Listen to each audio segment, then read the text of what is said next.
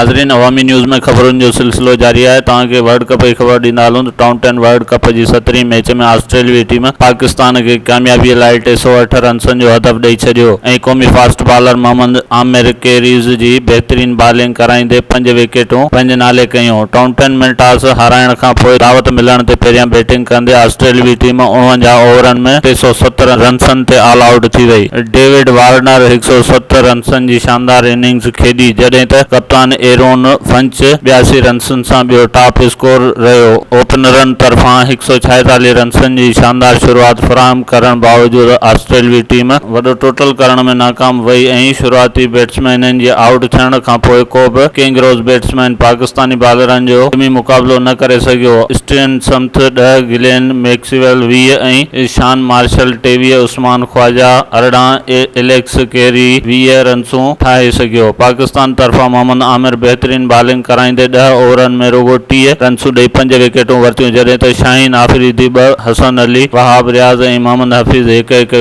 Wicket वरिती। वधीक ख़बरनि ऐं तफ़सील लाइ विज़िट कयो अवामी news Facebook page, YouTube page ऐं अवामी न्यूज़ वेबसाइट।